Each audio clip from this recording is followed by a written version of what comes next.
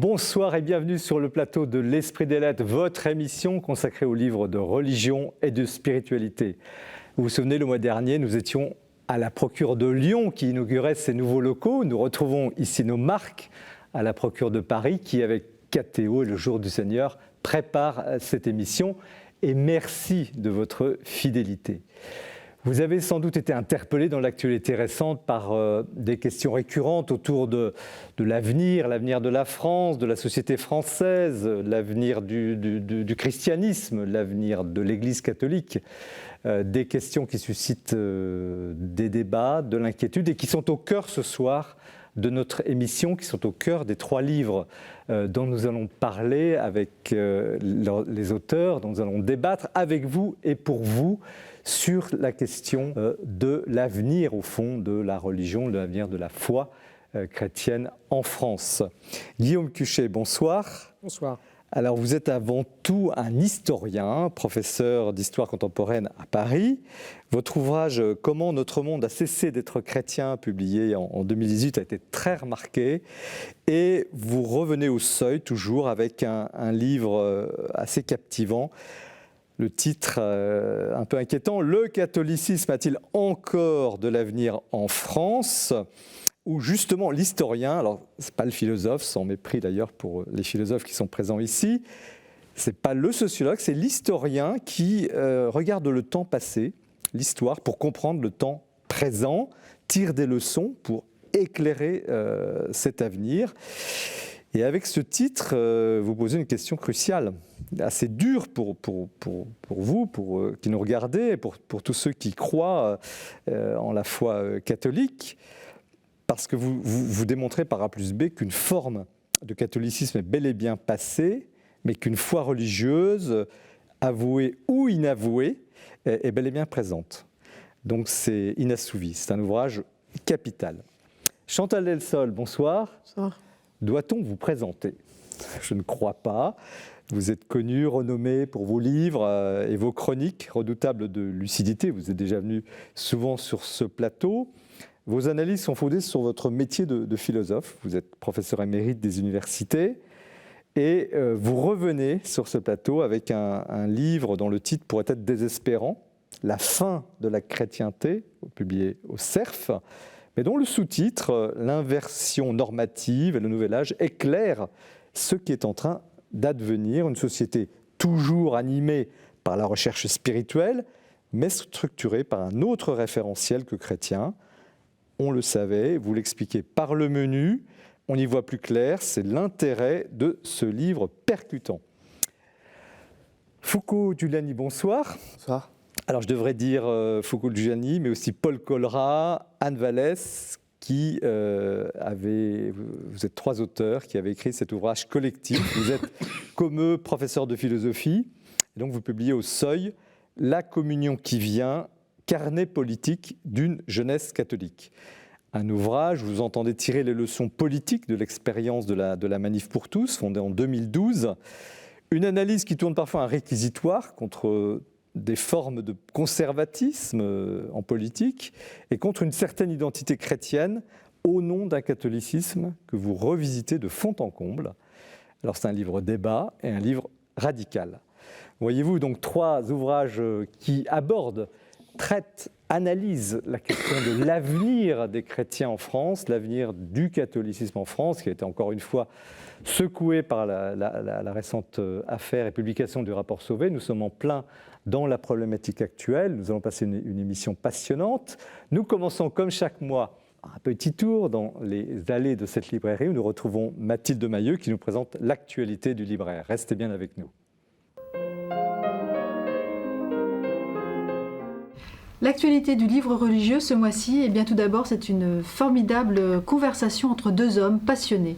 Il s'agit tout d'abord de Thomas Romer, éminent bibliste au Collège de France, et Frédéric Boyer, un autre grand amoureux du texte biblique et aussi un très bel auteur. Il publie chez Bayard « Une Bible peut en cacher une autre ». C'est à la faveur de conversations passionnées autour des textes de l'Ancien Testament que ces deux hommes se sont interrogés sur l'organisation de ces textes. Ce corpus de textes tel que nous le connaissons peut-être révèle un sens caché. C'est à cette invitation que nous allons répondre en lisant ce livre, un ouvrage qui nous permet aussi de nous pencher à notre tour sur toutes ces histoires de l'Ancien Testament et qui nous disent beaucoup de nous-mêmes. C'est un ouvrage que je vous recommande vraiment chaleureusement. 24 heures de la vie de Jésus à présent par aussi un grand spécialiste du Nouveau Testament. Il s'agit de Régis Burnet, que vous connaissez bien, vous, auditeurs de KTO, et qui publie aux presses universitaires de France ce livre passionnant à plus d'un titre. Il ne s'agit pas d'une autre biographie sur Jésus de Nazareth, mais au contraire de le suivre dans son quotidien. C'est un ouvrage extrêmement bien documenté qui s'appuie sur beaucoup de passages de l'Évangile, qui recèle de trésors sur le quotidien des gens de la Palestine de cette époque-là, sur Jésus de Nazareth, sur les personnages qui l'entourent. Un ouvrage passionnant, un ouvrage qu'on a beaucoup de plaisir à lire et qui regorge de ces histoires dont nous sommes tous friands quand il s'agit de Jésus. Le roi déçu à présent, une très belle réflexion, passionnante réflexion sur la notion de gouvernance. C'est la théologienne Marie-Laure Durand qui nous le propose au CERF. C'est un ouvrage vraiment intéressant, extrêmement éloquent, mais surtout c'est un petit texte qui a été commandé par la Conférence des religieux et des religieuses de France. La notion de gouvernance dans l'Église, c'est une question importante. C'est un ouvrage qui s'appuie notamment et qui tourne autour de la parabole du festin des noces. Vous allez voir, c'est une lecture décapante qui, j'espère et je pense, en décapera plus d'un. Prière de ne pas abuser à présent du père Patrick Goujon qui publie aux éditions du Seuil un témoignage remarquable. C'est une parole très courageuse qu'a prise le père Patrick Goujon en publiant ce témoignage très personnel. Il révèle dans ce petit texte qu'il a été victime d'abus sexuels petits. Ce sont des années de traumatisme, de souffrance, d'incompréhension, et puis c'est la lumière. Et ce petit texte naît. Alors je ne peux que vous conseiller de le lire car il permet tout simplement de comprendre la souffrance de tous ceux qui ont été abusés. Méditer en pleine conscience à présent du père Pascalide qui publie aux éditions de l'Emmanuel, cette réflexion qui certainement en réjouira plus d'un et certainement aussi qui soulagera beaucoup de personnes. La méditation de pleine conscience est une pratique qui est extrêmement justement connue, mais aussi peut-être crainte par beaucoup.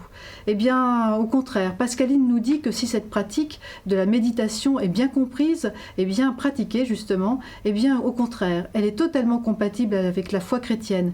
Elle peut justement être un moteur plus favorable encore pour notre prière et notre vie spirituelle.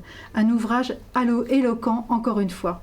Et puis enfin, pour terminer, L'empreinte transfigurée par Brunor, ce célèbre auteur, journaliste, qui nous régale depuis des années avec cette série de bandes dessinées, la série qui s'appelle Les Indispensables. Ici, il s'interroge sur le suaire de Turin. Alors sur les 20 énigmes de linceul de Turin qui sont ici exposées, vous saurez tout et surtout vous allez tout comprendre. Un ouvrage là encore passionnant. Merci Mathilde pour ce tour d'horizon, cette actualité très riche de l'édition. Et on s'en réjouit, l'émission est faite aussi pour ça, pour soutenir le livre. Guillaume Cuchet, donc vous êtes un historien, mais quand même connu par ses ouvrages, mais au fond, qui êtes-vous ? Oula, c'est une sacrée question. Moi-même, je me pose la question régulièrement. Non, je suis un historien du catholicisme. Ma particularité, c'est que je travaillais plutôt sur le 19e siècle au départ et que plus le temps passe, plus je remonte au 20e, voire au 21e siècle. Je prolonge un peu mes courbes vers le temps présent. Et donc, après avoir écrit ce livre que vous mentionniez sur les grandes ruptures des années 1960-70 que j'essayais de remettre un peu dans le temps long, j'ai dans ce livre prolongé mes courbes précisément pour essayer d'en venir à la situation que nous avons sous les yeux, ou du moins ce qu'on peut. Mais d'où vient cet intérêt, excusez-moi, pour ce sujet religieux qui est quand même pas forcément le sujet le plus couru des historiens, et en particulier le catholicisme. Vous osez traiter de ce sujet ? C'est mon sujet d'étude, voilà. Alors je suis tombé dedans tout petit, on en parlait tout à l'heure. Dès l'adolescence, c'était la chose qui me passionnait, pas tellement par ferveur personnelle, mais déjà d'une certaine façon par intérêt historique ou sociologique Dans ma famille, j'avais un père qui était un historien du dimanche, ce n'était pas un historien professionnel, mais qui avait un sens historique extraordinaire. Et j'avais gardé en tête une formule qu'il a prononcée quand j'avais 14-15 ans, en disant le christianisme, maintenant qu'on en est sorti, on va enfin pouvoir comprendre de quoi il s'agissait. Une formule à la Gauchet. Alors, il était par ailleurs très croyant. Je pense qu'on en reparlera tout à l'heure avec Foucault Giuliani. Ce christianisme recommence peut-être ou commence peut-être seulement à exister. Mais ce qui est frappant dans ce livre, c'est que vous avez vos analyses d'historiens très précises, avec aussi des données sociologiques. Tout à l'heure, j'ai raillé un peu les sociologues, mais pas du tout. C'est clairement des outils de travail. Et puis, des paragraphes, des commentaires très personnels, où vous n'hésitez pas à dire au fond ce que vous pensez personnellement. Et ça, c'est un peu nouveau, non ? Oui, pour moi, c'est très nouveau. Alors, normalement, l'historien s'interdit de débarquer avec sa subjectivité dans son objet. Donc, enfin, là, ce n'est pas vraiment un livre d'histoire. C'est un livre d'historien dans lequel il y a beaucoup d'histoire, mais qui n'est pas un livre d'histoire à proprement parler. Le précédent était un livre d'histoire. Donc, ce n'est pas un livre d'histoire parce que je parle du présent, que je n'ai pas mon seul outil de travail, qui est les 50 ans de recul qui nous permettent d'arriver dans les dossiers. Normalement, oui, mais vous avez la méthode de l'historien, quand même. Alors, on a la méthode, et puis on a une certaine connaissance des courbes antérieures, et du coup, on observe le temps présent en se demandant si ce qui arrive est vraiment nouveau, jusqu'à quel point ça l'est, si ça nous introduit à autre chose. Et donc, on fait cet exercice de méthode. Au fond, en attendant, vous posez la question, vous osez poser la question, le catholicisme, titre du livre, a-t-il encore de l'avenir en France ? Oui, je pose la question parce qu'elle se pose. C'est-à-dire qu'elle se pose pour qui connaît les courbes. Pourquoi se pose-t-elle ? Elle se pose en France, bien sûr. Il s'agit. Et qu'est-ce qu'il y a de nouveau ? Pourquoi la poser aujourd'hui, cette question ?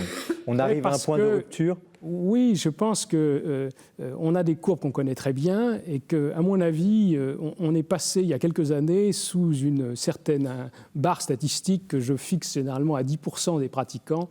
Quand vous passez sous la barre, il vous arrive quelque chose. Vous vous rendez pas compte parce qu'il n'y a pas de warning qui s'allume, il n'y a pas de petit drapeau qui vous prévient que vous venez de passer sous la barre des 10%. Mais il se passe quelque chose parce que votre rapport à la société extérieure, entre guillemets, mute. Vous n'avez plus d'effets sociaux mécaniques, vous n'êtes plus assez nombreux pour exercer une influence sociale, j'allais dire naturelle, spontanée. Vous devenez un groupe minoritaire, sous la barre. Vous continuez d'être très influencé par le monde extérieur, parce que pour le coup, plus que jamais, d'une certaine façon, vous êtes partie prenante du monde extérieur, mais votre rapport au monde extérieur change. Et moi, je pense que nous sommes là-dedans depuis 15 ou 20 ans.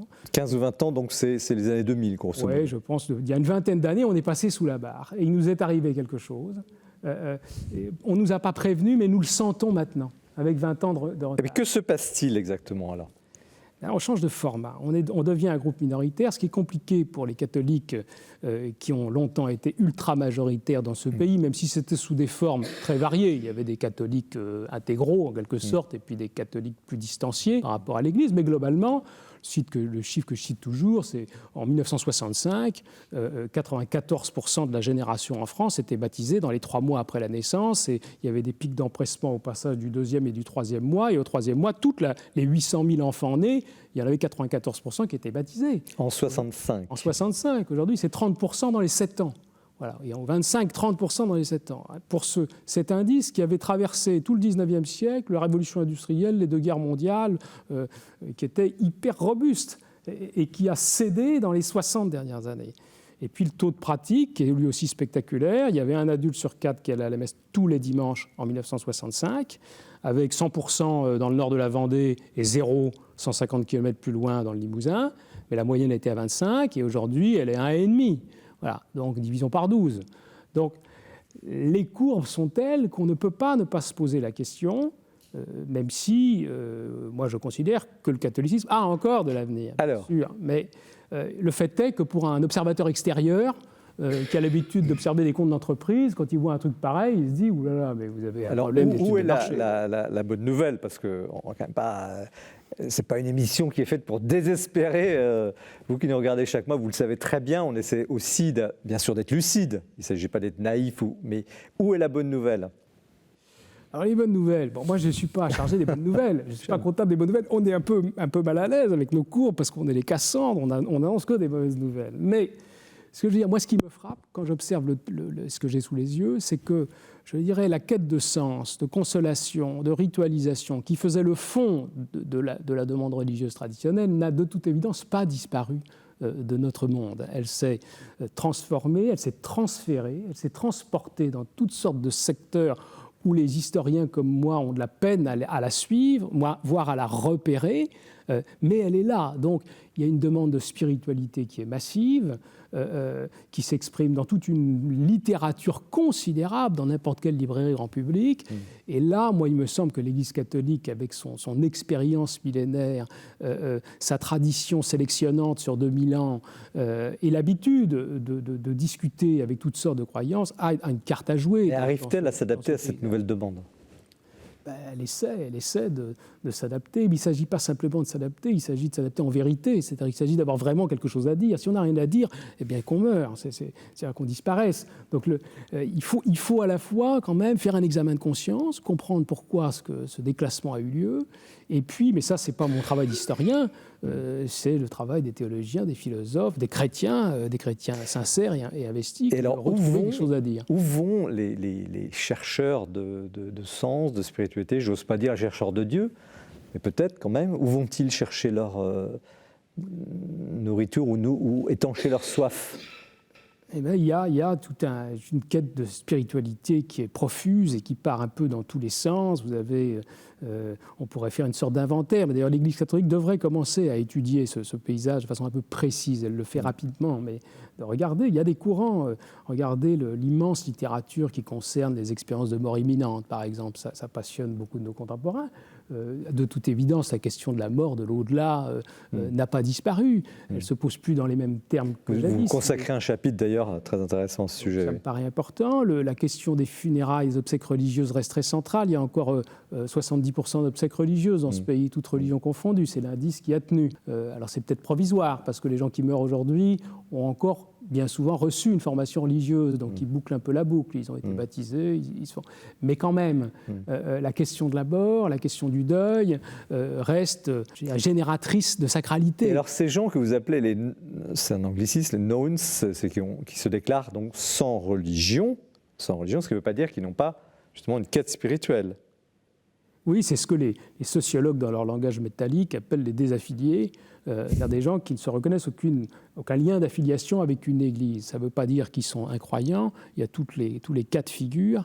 Et le chapitre que je consacre à ces knowns, qui sont majoritaires chez les jeunes, j'attire un peu l'attention là-dessus. C'est-à-dire que ça me paraît être le phénomène le plus important. On est un peu obsédé par toutes sortes de questions comme l'islam, etc., à juste titre, à certains égards, mais que le fait que la jeunesse française, européenne, soit désaffiliée, ne se reconnaisse plus aucun lien de filiation avec une église, quelle qu'elle soit, à 60 ou 70%, prolonger les courbes sur 20 ou 30 ans, vous pouvez d'ores et déjà imaginer le monde qu'on aura vu. Attendez, des affiliés, ont-ils été jamais affiliés ? Alors bien sûr, c'est une vraie question, c'est que dans le cas français, ces désaffiliés sont nés décrochés, c'est-à-dire que c'est déjà la troisième génération de la rupture. Nés décrochés, c'est-à-dire pas baptisés, rien ou alors, mais, dans une phase de décrochage très avancée. Et du coup, on peut passer sa vie à sortir de la religion de son enfance. Ça, les églises font souvent des cadeaux de ce genre à ceux qui les quittent. C'est-à-dire qu'elles servent de punching ball sur toute une existence, et ça vous sert de colonne vertébrale. Bon. Mais la deuxième génération, c'est déjà plus problématique de continuer à se battre contre un spectre qui a hanté votre père. Et la troisième, il faut qu'elle passe à autre chose. Et donc on en est là. C'est-à-dire que ces jeunes gens, moi, que j'ai sous mes yeux dans mon université, sont des gens qui ont une vraie curiosité spirituelle, philosophique, pour qui la question du sens n'est pas du tout nécrosée, mais qui sont d'une ignorance abyssale. C'est-à-dire que c'est des gens qui sont nés décrochés et dont on sent bien qu'ils pourraient passer à autre chose. C'est pour ça d'ailleurs aussi que ces révélations fracassantes sur les turpitudes d'une petite partie du clergé, minoritaire, mais enfin qui fait énormément de dégâts, arrivent très mal, parce que ça arrive au moment où, d'une certaine façon, cette jeunesse pourrait repartir sur de nouvelles bases dans son rapport au christianisme, et c'est le moment où tout ça débarque. La rencontre des deux fait beaucoup de dégâts. Alors avant de passer la parole à nos invités sur votre livre, je vous repose indirectement la même question, mais l'Église doit-elle, justement, cette génération, parce que souvent dans l'Église, les gens sont un peu obsédés par ces nouvelles générations, les jeunes, doit-elle les séduire ? Enfin, quelle attitude, au fond, l'Église peut... Quand je dis l'Église, les cathos, de façon générique, quelle est l'attitude juste dans cette société que vous décrivez très bien, effectivement, de façon très précise, ces gens qui recherchent sans vouloir s'affilier à aucune religion en tant que telle, mais qui sont quand même beaucoup plus que des générations précédentes en accord avec la question de Dieu, qui ne se posait plus il y a peut-être 20-30 ans. Qu'est-ce que l'Église, qu'est-ce que les clercs, qu'est-ce que les laïcs, quelle est la bonne attitude ? Ah là, si je le savais, ce serait formidable. C'est le titre, on veut le savoir. Vous nous posez vous faites une promesse, le catholicisme est encore un avenir. Justement, effectivement, le titre, la signification du titre, c'est que j'ai évidemment, j'ai une idée de la réponse. Est-ce que le catholicisme a de l'avenir ? Oui, je pense qu'il en a. Il a un certain avenir, mais un petit ou un grand, tout est là. Mais surtout, le titre est une question posée à la liberté des lecteurs. Parce que c'est ça qui me paraît très important. C'est que dans ce pays, malgré tout, certes, il y a une dégringolade des courbes, mais il y a encore, en gros, un Français sur deux qui se considère comme catholique dans les enquêtes, et quand on pose des questions aux gens, les 3/4 sont pas loin de penser que la France est un pays de culture chrétienne. Je ne sais pas ce qu'ils entendent exactement par là, quelle est la teneur en christianisme réel de ce genre de déclaration.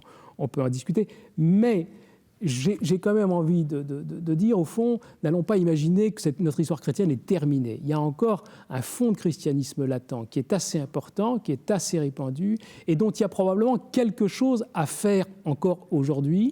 Mais ça suppose que ces chrétiens, ce Français sur deux qui se considère encore comme catholique, prennent ses responsabilités, parce que la vérité, c'est que l'Église, qui a longtemps servi de service public de la transcendance, n'a plus les moyens de ce service public. C'est-à-dire qu'il va falloir que chacun prenne ses responsabilités, parce que sinon, ça va disparaître en 1 ou 2 générations. C'est ça un peu le sens du titre, c'est de dire, écoutez, c'est votre histoire, vous êtes des chrétiens par héritage, bien souvent, c'est pas l'histoire des curés, c'est l'histoire de votre mère ou de votre grand-mère. Donc, vous êtes dans une filiation historique, c'est votre histoire, vous êtes là de plein droit. Simplement, si vous ne vous emparez pas aujourd'hui de ce problème, de la pérennité de cet héritage, ça va disparaître comme ça a disparu dans toute une partie de la société française. Donc, il s'agit de mettre les gens devant leurs responsabilités, au fond. Le clergé ne peut pas trop le faire, parce qu'il n'ose pas, parce qu'il est trop gentil, trop évangélique. Mais un laïc peut le faire, de dire, écoutez, c'est une affaire de responsabilité familiale, personnelle. Une dernière question, puis je vous passe la parole, Chantal Delsol, et puis Foucault Giuliani. Certains sont très très inquiets à se dire l'islam va remplacer le catholicisme en France. Est-ce que vous l'observez ? Non, l'islam. Ce que j'observe, c'est qu'il y a eu là aussi derrière nous, il y a 10 ou 15 ans, un croisement des courbes de ferveur en effectif absolu entre l'islam et le catholicisme. C'est-à-dire que ça signifie qu'il y a en pratique plus de musulmans fervents que de catholiques fervents. Tout est dans la question. Ça veut dire quoi, fervent pour les uns et pour les autres? Ça ne veut pas dire la même chose. Ça veut de toute évidence pas dire la même chose, mais n'empêche que ce croisement des courbes de ferveur qui est derrière nous est un autre événement majeur. Je parlais de le passage sous la barre des 10%. Il y a un deuxième événement majeur qu'on ne nous a pas signalé. On l'a d'autant moins signalé que tout le monde a peur d'être rattrapé par la patrouille et d'avoir l'air de jeter de l'huile sur le feu des inquiétudes collectives. Mais ce croisement des courbes de ferveur entre l'islam et le catholicisme est un autre événement majeur, parce que là aussi, il n'y a qu'à prolonger les courbes. Et parmi les jeunes Français d'aujourd'hui, il y a 23% de catholiques déclarés et il y a 10% de musulmans. Donc on est dans un ratio de 1 à 2, quasiment. Bon. Donc c'est un événement important. Là encore, si on suit les courbes sur 30 ans, sur une génération. Mais le christianisme n'a pas dit son dernier mot. Pour autant, si les gens prennent un peu de leurs responsabilités. Non, et puis c'est surtout l'indifférence religieuse qui rafle la mise, plus que l'islam. Chantal Delsol, vous recevez comment cette analyse de votre confrère universitaire, historien ? Très bien, je suis à peu près d'accord sur tout. Sinon que je ne suis pas sûre, vous dites les Français, puisqu'on parle des Français là, continuent à se poser des questions spirituelles, la mort à sa place, etc.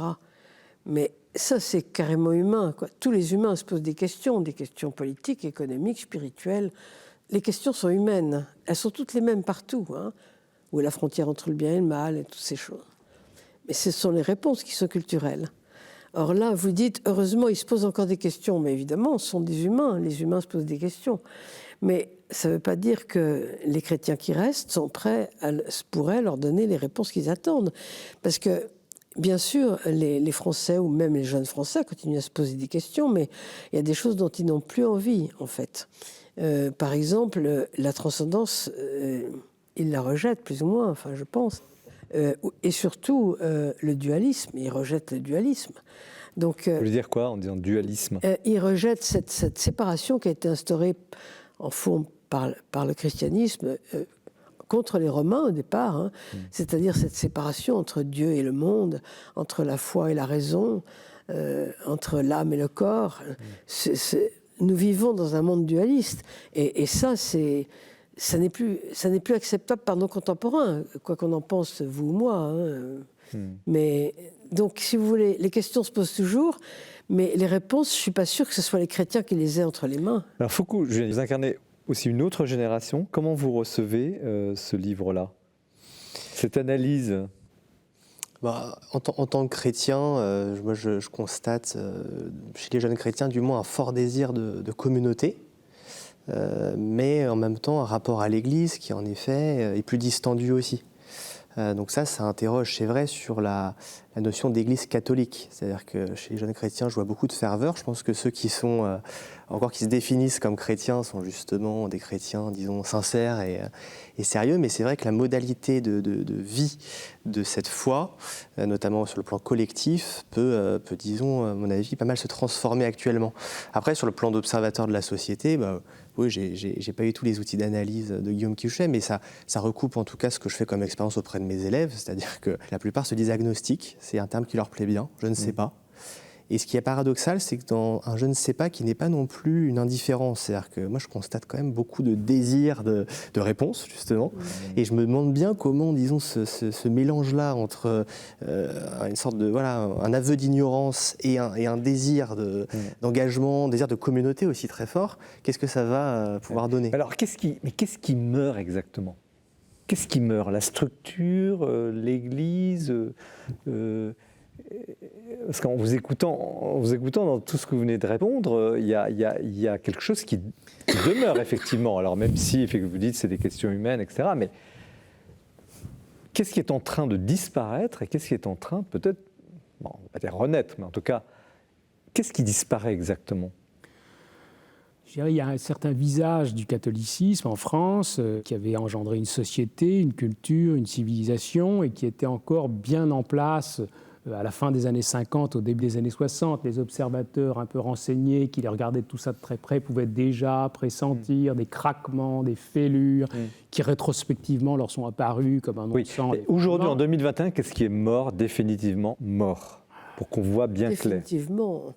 Rien n'est définitif. On n'a pas l'ordre des abscisses. Vous évoquiez le problème de ce rapport, là, à l'instant, rapport Sauvé. On a l'impression que quelque chose se passe, que plus rien ne sera aujourd'hui comme hier et demain. Bon, j'aimerais que vous précisiez davantage, justement, sur la base de vos savoirs, historiens, philosophes, qu'est-ce qui est mort et qu'est-ce qui demeure? Il y a une surface sociale qui a énormément diminué. Voilà, on évoquait quelques chiffres tout à l'heure, mais donc le christianisme n'est plus la matrice culturelle. Elle était restée dans la durée. Qu'est-ce qui... Moi, j'ai l'impression, je me risque un peu une hypothèse, mais il me semble que quand même, chez les croyants d'aujourd'hui, du moins les jeunes chrétiens, il y a un désir de centralité de Dieu qui est très très important. Et c'est ça qui est assez paradoxal. Je me demande si ce qui n'est pas mort, finalement, ce n'est pas une forme de religion confinée dans un endroit de la vie sociale et personnelle. C'est-à-dire que moi, je suis assez frappé de voir le sérieux avec lequel quand même beaucoup de jeunes chrétiens se saisissent de la foi comme une énergie en fait créatrice, quoi. Alors ça, c'est peut-être aussi une période, c'est-à-dire que on sait que les périodes parfois où ça reflue, ça dégage des énergies missionnaires, etc. Mais je pense qu'il y a vraiment ça. Chantal Helsol. Oui, alors je ne me rends pas compte de ce qui se passe dans... Est-ce que ça ne représente pas ce dont vous parlez, des milieux quand même assez restreints? Mais il est vrai qu'il y a une jeunesse chrétienne qui est finalement assez nombreuse et énergique, joyeuse, quelque chose peut-être qu'on ne voyait pas il y a 50 ans. Il me semble. Et aussi, moi j'observe ça alors je pense qu'il y a une atmosphère politique peut-être et aussi théologique qui le veut, mais il y a quand même une critique du libéralisme assez forte qui s'est construite chez les jeunes chrétiens. On va y venir tout à l'heure. Et je pense qu'aussi elle s'accompagne d'un désir de retrouver une théologie qui soit assez unifiante, quoi.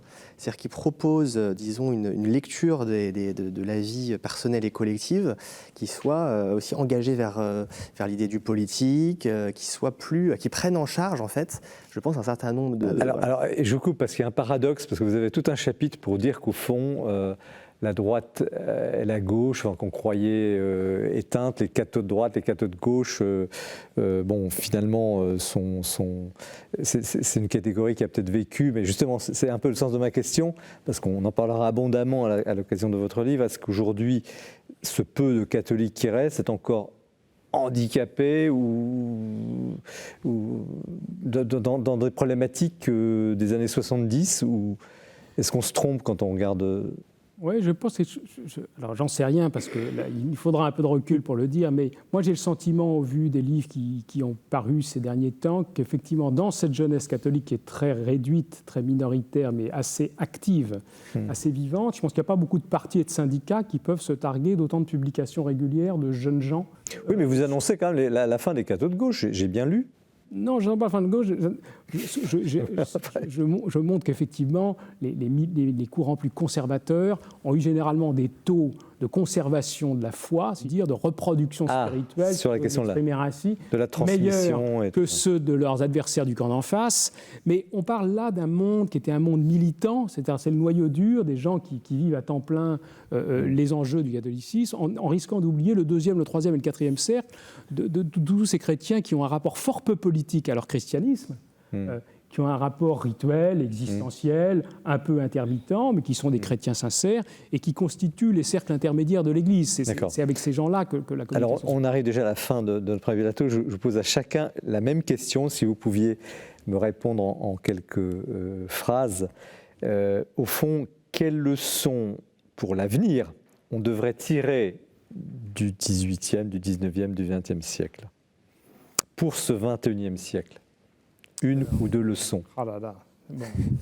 Qu'est-ce qu'il faudrait, quelle erreur ne pas commettre? Je dirais, quand on devient minoritaire, ce qui est en train de nous arriver comme catholique en France, on est un peu obligé d'en passer par un certain renforcement identitaire. Le mot fait peur, on ne l'aime pas beaucoup. Mais quand vous devenez une minorité, comme les juifs ou les protestants jadis en France, vous avez une minorité forte, sinon vous disparaissez dans le grand tout de la société sécularisée.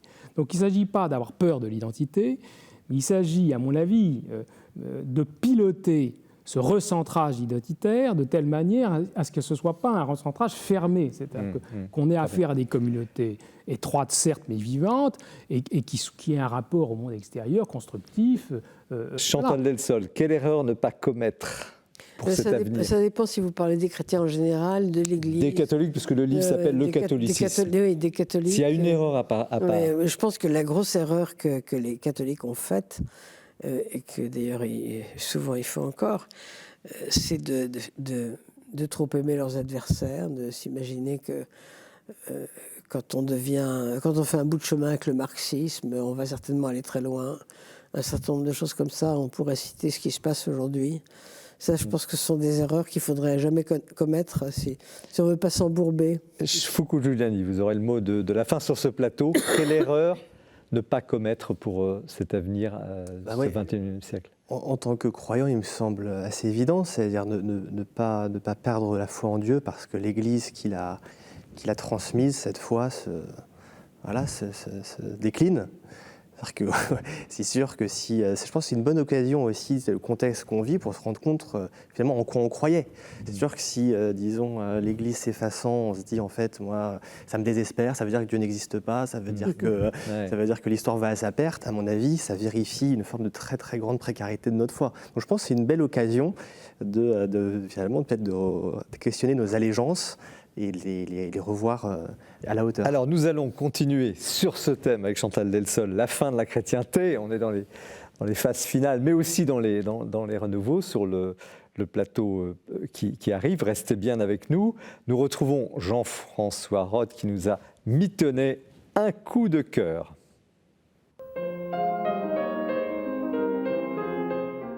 Mon coup de cœur aujourd'hui est pour un gros livre fondamental, exceptionnel même, du jésuite Martin Pochon, qui s'appelle « L'Épître aux Hébreux au regard des Évangiles ». Avec un titre pareil, ne pensez pas que c'est un livre pour spécialistes. D'abord, il est très accessible et en plus, il nous concerne tous. Si vous voulez comprendre pourquoi la tension entre les tenants du missel de Pie V et les tenants du missel de Paul VI est si forte et quelquefois un peu envenimée, eh bien, lisez ce livre. Parce que le Concile de Trente s'appuie en particulier sur la perspective de l'Épître aux Hébreux et Vatican II sur la perspective des synoptiques. Or, la thèse du livre, c'est que ces orientations, donc ces compréhensions de la mort du Christ, compréhension de la scène et donc de la messe sont très différentes, voire opposées. Alors, l'Épître aux Hébreux, on le sait, depuis longtemps, on ne l'attribue plus à Paul, c'est forcément dans l'univers paulinien, on pense plutôt à Apollos, dont les Actes des Apôtres nous disent qu'il était très éloquent, très versé dans les Écritures. D'ailleurs, ce n'est pas une lettre, c'est un enseignement justement qui vise à convertir un peu les Juifs, en particulier les prêtres juifs, en leur montrant que Jésus accomplit une fois pour toutes définitivement les Écritures. En prenant comme référence essentielle donc la fête de Yom Kippour, c'est-à-dire la purification des péchés. Le grand prêtre offre des sacrifices sanglants pour obtenir cette purification. Donc mouvement ascendant pour obtenir le pardon de Dieu. Or, Martin Pochon nous dit que les synoptiques, quand ils parlent de la scène, pour donner la compréhension de la mort du Christ, prennent une toute autre perspective. La fête n'est plus Yom Kippour, mais la Pâque, c'est-à-dire en fait l'initiative de Dieu qui libère son peuple de l'esclavage. Bon, l'agneau pascal n'est pas offert à Dieu, il est partagé entre les convives, le sang n'est pas versé sur l'autel, il est mis sur le linteau des portes, etc., etc. Mouvement descendant, Jésus manifeste en lui, dans son sacrifice, il manifeste le don que Dieu fait aux hommes, mouvement donc descendant, devant lequel nous sommes en action de grâce, en Eucharistie. S'il vous plaît, soyez indulgents pour le schématisme extraordinaire de cette présentation en 2 minutes. Mais j'aimerais vous dire d'aller voir ce livre qui nous fait réfléchir sur les choses fondamentales qui sont tout à fait décisives pour notre compréhension de la liturgie, de la prière et même de notre conception de Dieu. Et si la taille du livre vous impressionne un peu, prenez simplement déjà la conclusion, en quelques dizaines de pages, vous verrez le mouvement du livre et ça vous donnera envie d'aller voir les analyses précises qui sont dans le corps du livre. Merci Jean-François pour ce coup de cœur. Nous continuons l'émission avec Chantal Delsol, La fin de la chrétienté aux éditions du Cerf. L'inversion normative et le nouvel âge, nous allons comprendre tout ça maintenant avec vous, Chantal Delsol. C'est vraiment la fin de la chrétienté ? De la chrétienté, pas du christianisme. Alors, précisez. Le christianisme comme civilisation, ou le christianisme qui maîtrise les mœurs et les lois. Ça, c'est terminé, je pense, depuis une cinquantaine d'années, mais de plus en plus. C'est acté pour la France c'est acté. Il y aurait, pour l'Occident ? On pourrait citer, pour l'Occident, je pense, à part quelques points bien précis, comme par exemple, je ne sais pas, Malte, certains pays qui deviennent de plus en plus rares. On pourrait citer un exemple bien précis pour montrer ce qui se passe. À partir du moment où vous avez des comités d'éthique composés d'un catholique, un protestant, un juif, un athée, un franc-maçon, qui décident des mœurs et des lois morales, j'entends, et à partir du moment où ce n'est plus un comité d'évêques ou ce que dit l'Église, ça prouve qu'on n'est plus dans la civilisation. Pourquoi l'écrire en 2021, ce livre ? Je ne sais pas, parce que c'est un livre de confinement, j'ai eu beaucoup de temps, comme un certain nombre d'entre nous. Oui, mais est-ce que c'est un peu comme ce que vient de dire Guillaume Cuchet, à savoir la perception d'une rupture qu'on pourrait mettre aux alentours de l'année 2000 ou... Ce qui me frappe beaucoup quand même, ce qui m'a frappé, c'est l'inversion normative, c'est incroyable. Alors, c'est quoi l'inversion normative ? Vous avez 2 inversions. Vous avez une inversion ontologique et une inversion normative. L'inversion normative, c'est ce qui se voit le plus. C'est-à-dire que énormément de choses qui étaient interdites il y a encore 30 ou 40 ans sont maintenant permises. comme par exemple le divorce. Alors le divorce est déjà permis, mais enfin rendu difficile. L'IVG, l'homosexualité, qui était considérée comme quasiment criminelle il n'y a pas si longtemps. Toutes ces choses sont permises, même louées parfois. Le suicide, on ne donnait pas on ne proposait pas de funérailles religieuses aux suicidés. Alors maintenant, vous avez des pays comme la Suisse où on fait du suicide assisté. C'est bien probable que ça nous arrive en France dans peu de temps. Enfin, et puis de l'autre côté, il y avait un certain nombre de choses, de comportements qui étaient considérés pas comme des bons comportements, mais un peu comme des dégâts collatéraux, comme la guerre, la torture, la pédophilie. Voilà, c'était pas si grave. Ça dépendait des cas, bien sûr. Il faudrait nuancer tout ça, mais c'est quand même très étonnant. Et tout ça, ces comportements sont devenus véritablement sataniques.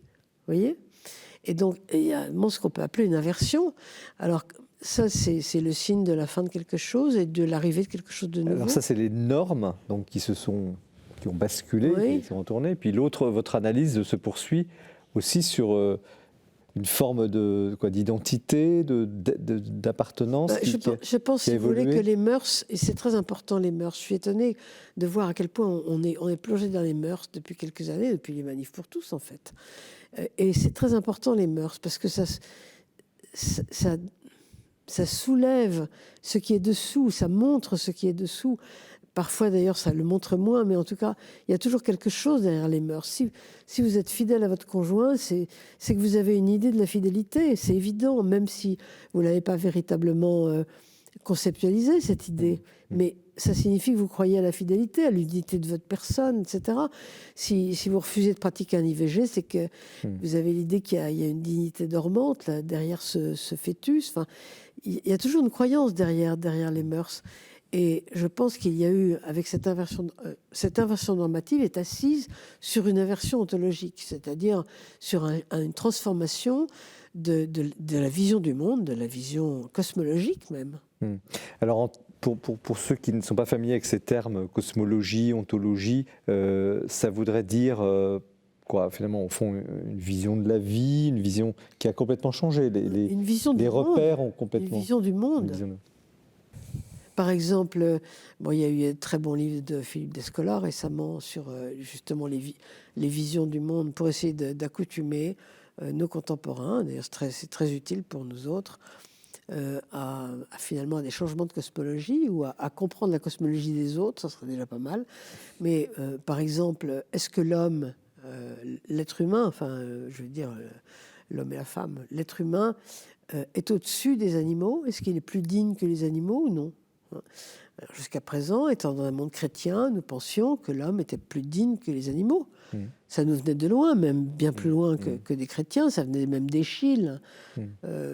Mais est-ce qu'il n'y a pas... Mais maintenant, non. Maintenant, nous pensons que l'homme, les animaux, tout ça, la nature, tout ça est également digne. Alors, est-ce qu'il n'y a pas dans cette évolution, ou involution, je ne sais pas, quand même des aspects positifs, dans le sens où il y a des choses qui sont tombées, qui étaient peut-être trop lourdes, des structures un peu artificielles sur les sociétés. Bien sûr. Premier sens de la question. Et deuxième question, qu'est-ce qui est inquiétant? Qu'est-ce qu'il ne faudrait pas perdre, justement? Quels sont les joyaux, peut-être du christianisme, qu'il ne faudrait pas perdre dans cette je comprends ce que vous dites. évolution? Non, dans la première question, évidemment, il y a plein de choses qu'on est très content d'avoir perdues, que je suis personnellement très contente d'avoir perdues. Je ne vais pas les aligner ici, mais il est évident. Je ne suis pas du tout en train de porter des jugements, ni de pleurer sur le lait répandu en disant quelle horreur, voilà tout ce qu'on a perdu. Non, je ne suis pas du tout comme ça, moi. Alors, quant à ce qu'on voudrait garder, ça c'est vraiment très très important. Il me semble que ce serait quand même vraiment bien qu'on garde la dignité intrinsèque de la personne. Je dis bien intrinsèque, c'est-à-dire une dignité qui n'est pas donnée par l'extérieur, à savoir, ce bébé est digne parce que la mère veut le garder, et ce bébé n'est pas digne parce que la mère ne veut pas le garder. Ce genre de choses, vous voyez, ce serait bien de garder une dignité intrinsèque, substantielle, qui évidemment, vient du christianisme. Ça serait bien, deuxièmement, de garder l'idée de vérité. Et ça, c'est quelque chose qui nous vient des Grecs et des judéo-chrétiens, je dis des juifs et des chrétiens, de ne pas tomber dans une espèce de monde complètement impermanent, vous voyez, où on ne sait jamais ce qui est vrai et ce qui est faux. Et la troisième chose, ça serait pas mal de garder le temps fléché, c'est-à-dire, au fond, le progrès, moi j'y crois. Hein. Alors que là, on est en train de retourner au temps cyclique. Avec la religion écologique, on retourne au temps cyclique actuellement. Oui. On est dans la catastrophe. Oui. Quand vous dites...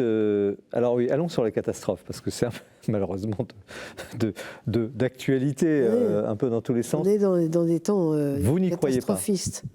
Mais non, parce que moi, je ne crois pas au temps circulaire. Moi, je crois au temps fléché. Donc, le temps circulaire, vous savez, c'est vous allez du chaos à l'ordre et de l'ordre au chaos absolument en permanence.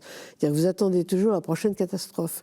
Le retour du temps circulaire, on le voit à partir de Gunther Anders. C'est-à-dire qu'on est juste après la guerre.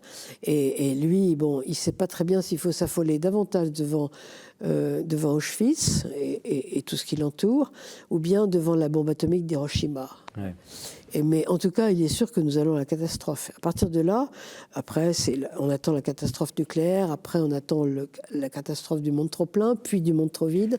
Il y a toujours une catastrophe. Donc c'est une réponse à tous les catastrophistes, les prophètes actuels qui nous prédisent... Oui, parce comme ils sont revenus au temps circulaire, ils sont en train d'attendre le prochain chaos, c'est normal, ils sont dans l'attente du Kali Yuga. Et ça, je trouve que c'est très dommage, parce que quand même... On aimerait mieux continuer à vivre dans un espoir d'amélioration du monde. Enfin, nous sommes quand même des enfants de la promesse. Donc, vous évoquiez parmi les choses à conserver la vérité, mais la vérité, alors on va arriver sur la question de l'Église, c'est contradictoire parce qu'elle est devenue tellement relative par cette évolution que vous décrivez. Y a-t-il encore une vérité possible? Et l'Église a-t-elle quelque chose à dire sur ce sujet? Non mais attendez, oui, je ne me suis peut-être pas assez bien exprimé. Je ne parle pas de la vérité qui est la vraie vérité. Je ne parle pas de ça. Je parle de l'idée même qu'il existe une vérité. Parce que là, actuellement, on est en train de dynamiter l'idée même qu'il existe une vérité. Et il n'y a pas de vérité, il n'y a pas de logos chez les Chinois. Ça, c'est Han Shang, qui est la sinologue française actuellement la plus réputée, elle le dit.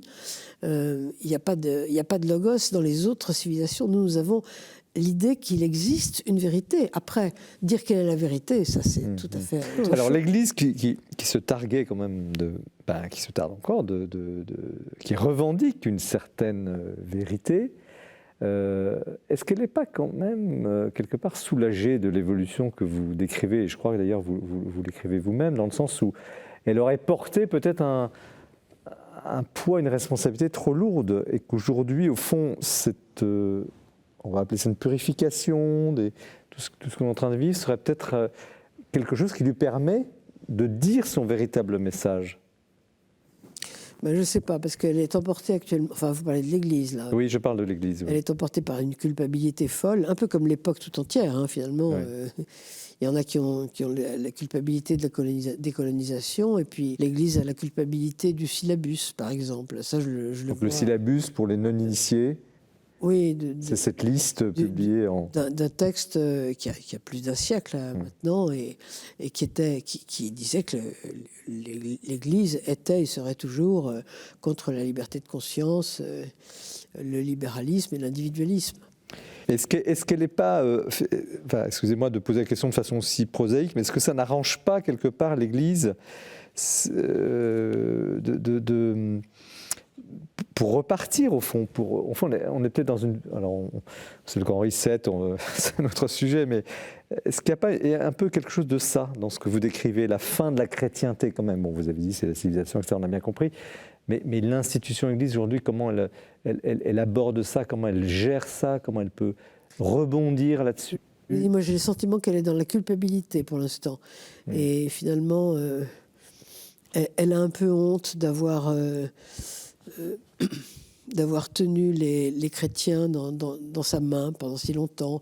Je ne sais pas pourquoi. Je sens ça, mais c'est vraiment... ce n'est pas conceptualisé. Je ne saurais pas exactement comment ça se passe. Mais vous savez, c'est pas à partir de la honte qu'on peut repartir. Hein.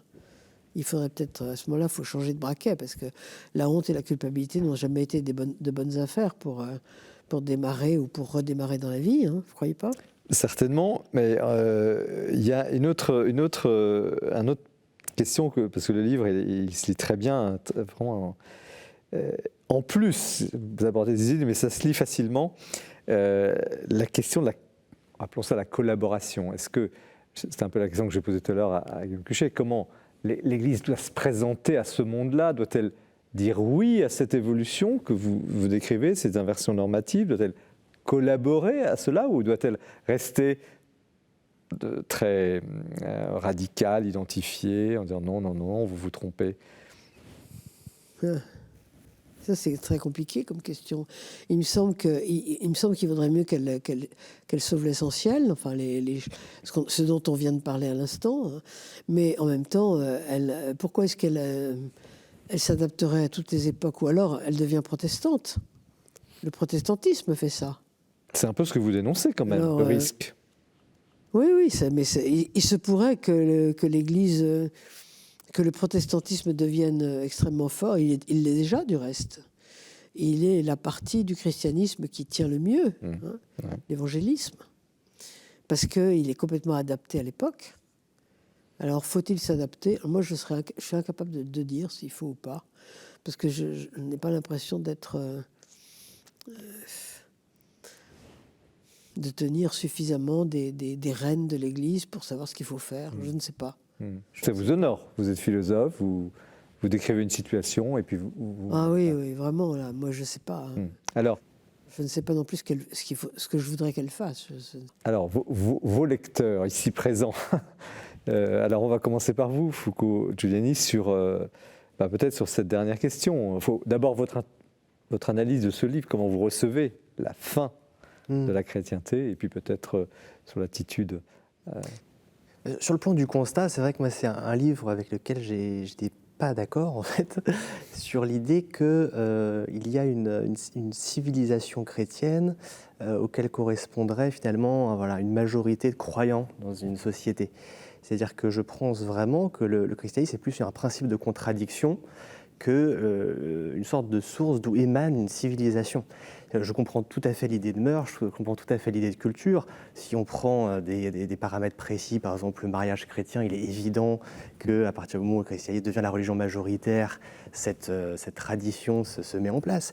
Mais l'idée d'être aussi, disons, monolithique, je pense, dans les périodes historiques, me rend assez méfiant.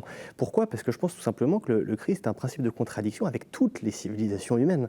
Quand il dit « je ne suis pas venu abolir la loi, mais accomplir », c'est pas l'idée, je suis venu créer une civilisation, je pense pas. Je pense qu'il vient mettre vraiment un principe de contradiction et que l'inversion normative, je veux dire, si on prend une période avant la modernité, donc l'âge médiéval, il me semble que sur tout un tas d'aspects, le rapport à l'égalité, si on prend cette question, le rapport à l'autre, si on prend la question de la découverte des populations du Nouveau Monde, il me semble qu'on était là, finalement, dans quelque chose de très éloigné de l'Évangile. Et que ça, c'est, pour le coup, si on prend cette question-là, par exemple, du rapport à l'égalité, il me semble que la modernité, pour le coup, parvient, alors même qu'elle s'éloigne du christianisme sur certains aspects, à mon avis, à être plus proche disons, du message du Christ sur cette question. Chantal Delsol. Que répondez-vous à cette objection? Il est vrai que la modernité ou la postmodernité individualiste est en train, par exemple, de donner des leçons à l'Église catholique à propos de la pédophilie, ça c'est clair, de donner des leçons d'humanisme. Par exemple, ça correspond avec ce que vous êtes en train de dire. Donc, bien sûr. Enfin, on ne peut pas dire non plus que le christianisme c'était n'importe quoi. Il y avait quand même des... Ah non, moi je dis pas ça. Il y a quand même des principes. Non, mais je veux dire, bien sûr, le Christ est dialectique, je suis d'accord avec vous, mais enfin, on ne peut pas, à force de dialectique, faire n'importe quoi. Enfin, il y avait quand même une structure, une armature de cette religion. Et c'est ça qui est en train de s'échapper. Guillaume Cuchet, comment vous recevez ce débat et ce livre d'abord? Alors moi, le livre m'a beaucoup intéressé. L'historien, nous, on est dans nos dossiers. Alors quand on nous amène des concepts comme ça, on est un peu effrayé au départ, mais ça nous force à réfléchir. Vous êtes modeste, franchement. Non, c'est pas tout à fait de la fausse modestie. Et on est obligé à la fois de monter un peu en généralité et puis de ressouder nos périodes, parce qu'on a chacun un peu nos séquences. On travaille sur le 19e, le 20e. Bon. Donc c'est très utile, moi, je trouve. Et j'ai pas de peine à trouver dans mes dossiers des éléments qui vont dans le sens de cette thèse. Voilà. On en avait déjà un peu parlé avec Mme Delsol, mais moi, il y a un sujet qui m'intéresse, par exemple, c'est le grand retour de la crémation en Occident. C'est-à-dire qu'on a brûlé les morts jusqu'au 2e, 3e siècle de notre ère. On a arrêté au 2e, 3e siècle de notre ère sans qu'on sache très bien pourquoi, avant même d'ailleurs la généralisation du christianisme. Mais ensuite, c'est devenu un critère distinctif du paganisme, c'est-à-dire que les chrétiens ne brûlaient pas leurs morts. Et puis nous, depuis, en France, pas depuis longtemps, hein, depuis 40 ou 50 ans, nous avons recommencé à brûler nos morts. Alors on ne les brûle pas du tout comme sous l'Antiquité païenne, hein, on les brûle industriellement, c'est plus propre et plus technique. La philosophie qui est implicite est très différente aussi, mais c'est quand même un beau symptôme qui va assez bien, je dirais, dans le sens de sa thèse. Je veux dire aussi, vous rejoignez ce que vient de dire aussi Foucault-Genis, les normes n'ont pas toujours été là où on pensait, en fait. C'est un peu ce que vous expliquez. Nous, les historiens, on est très perplexes, quand l'historien du christianisme, moi je ne sais pas juger de la teneur en christianisme réel des comportements et des civilisations. Je me contente d'enregistrer des déclarations d'identité chrétienne. Il y avait un monde qui se déclarait chrétien, qui tâchait de l'être, qui avait une morale officielle chrétienne dans la définition de l'époque, de cette moralité bien sûr. Et le christianisme a une histoire.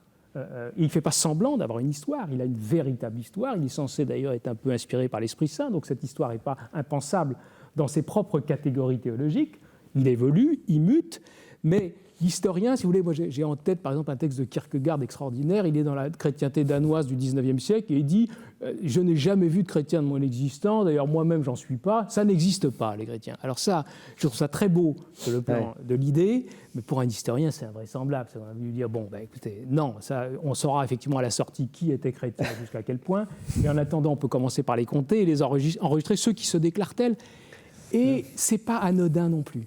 C'est-à-dire que moi, je ne crois pas que ce soit de la pure déclaration d'identité. Il y a un effort pour devenir chrétien dans les termes de l'époque. Voilà. Et qui produit des effets réels dans les sociétés. Sociétal, oui, qui n'est pas seulement dialectique. Chantal Delsol, c'est ça. Oui, non, mais ce que je voulais dire simplement, je comprends bien la dialectique dont parle Foucault, mais il y a quand même une structure. Il y a quand même des principes qui sont maintenus, non ? Mais ces principes, par certains côtés, vous parlez tout à l'heure du rapport à la nature et aux animaux. Alors, oui, c'est vrai, l'idée de vérité a une histoire, la morale chrétienne a une histoire. Mais il me semble que ce qu'on produit en théologie aujourd'hui, je pense à François Heuvet, Fabien Revol, sur le rapport à la nature et comment, à partir d'une théologie chrétienne, on peut, à partir de l'idée de création notamment, en gros quitter la monstruosité capitaliste qui nous fait tout traiter comme vulgaire moyen de s'enrichir. On passe de ça à l'idée qu'il y a quand même une dignité relative, en effet, des autres êtres vivants. Ça me semble un progrès extraordinaire. Et je veux dire, ça pour le coup, c'est pour ça que je serais très prudent avec l'idée de la religion, de l'écologie, etc. Il y a besoin aujourd'hui, face aux défis qu'on a, heureusement, de réparer notre rapport à la nature. Et ce qui m'a beaucoup surpris dans votre livre, c'est que le mot capitalisme n'existe pas. On a l'impression qu'il y a la modernité qui remplace la civilisation chrétienne. Et cette modernité, dans ce qu'elle a de plus terrible pour moi, elle n'est pas vraiment critiquée. C'est-à-dire que là, je serais tout à fait d'accord avec vous pour dire, justement, le capitalisme qui défigure la planète et qui nous conduit quand même à une forme de désastre, là, pour le coup, il n'est pas du tout chrétien, ça on en est sûr, et le christianisme a des armes pour justement y répondre. Et dans les gens aujourd'hui qui s'engagent dans l'écologie, je pense qu'il y en a beaucoup qui ne sont pas du tout indifférents au discours chrétien, qui essaient de conjuguer humanisme et quand même redonner une dignité, à la nature. Oui, c'est vrai. Chantal Delsol. Non, c'est vrai, il y a des liens très, très puissants. Il est vrai que l'Église, d'une certaine manière, n'a jamais été tellement éloignée, sauf dans certaines périodes de perversion ou d'excès, n'a jamais été éloignée de l'écologie. Mais là, je parlais tout à l'heure de la dignité est une distinction. Quand on dit que l'homme est digne, il est digne, et les animaux ne le sont pas, ou en tout cas ne le sont pas au même point. Et ça ne signifie pas qu'il ne faut pas avoir du respect pour eux, mais ils ne sont pas dignes au même point. La dignité est une distinction. Donc, si vous voulez, c'est juste un degré. Oui, mais ce qui saute aux yeux dans notre civilisation, je pense qu'avec quelques centaines d'années, ils verront aussi ça. C'est à quel point on a justement considéré qu'il y a l'homme au centre et que tout le reste est dans ses mains tout puissant. Donc en fait, aujourd'hui, moi j'ai l'impression que justement l'enjeu, c'est de passer d'un humanisme destructeur, en fait, à un humanisme qui parvient à construire des relations stables et saines avec son environnement. Ce que Foucault est en train de fustiger, je suis tout à fait d'accord avec lui, c'est l'homme tout-puissant de Descartes, en fait, l'homme maître de la nature, d'où l'hubris moderne, postmoderne. On est bien d'accord là-dessus. Mais l'humanisme, c'est quand même l'homme au centre. Donc il faut savoir s'il reste au centre ou pas. Et actuellement, c'est ça la question qui est posée. Dire que l'homme maître de la nature qui la met à ses pieds, je pense qu'il y a comme beaucoup d'entre nous ont bien compris que c'était excessif. La question est de savoir s'il reste au centre. Et c'est ça qui est important. Alors, là, il y a beaucoup de courants qui ne le mettent plus du tout au centre. Alors, nous allons poursuivre ce débat avec votre livre, Foucault-Giuliani, La communion qui vient, le débat qui vient, qui suit évidemment ce plateau. Et merci à Chantal Delsol pour La fin de la chrétienté aux éditions du Cerf. Restez bien avec nous. Là, c'est Bertrand Deschamps que nous retrouvons pour le portrait du mois.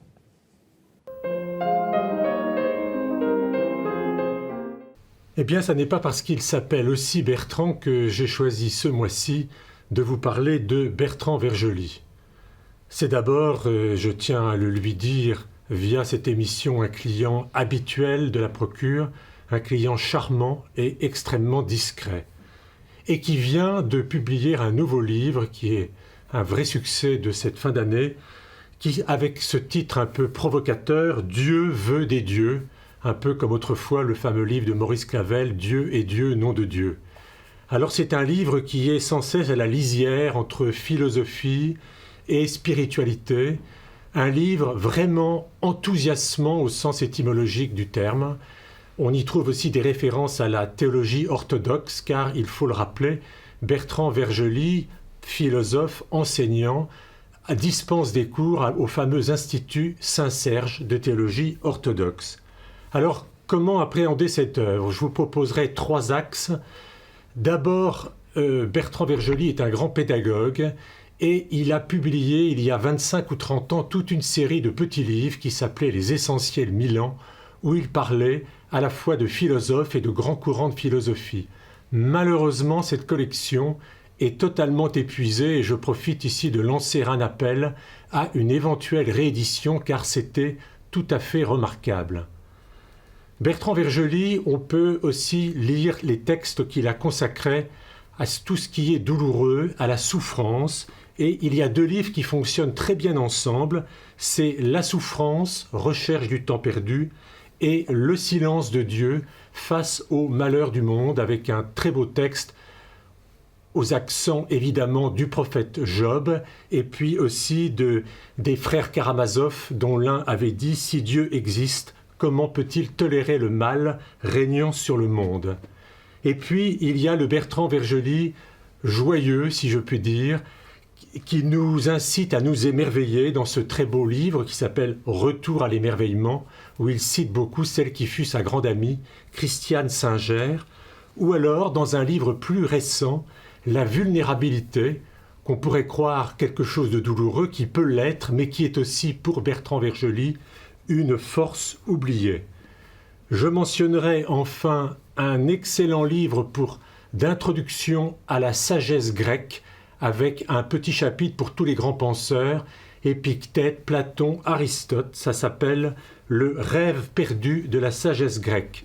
Et puis terminons par un livre plein de couleurs, de ce très bel orange, qui s'appelle « Notre vie a un sens », titre extrêmement propre à Bertrand Vergely, qui fait partie de ces penseurs qui nous aident à trouver un sens à notre vie.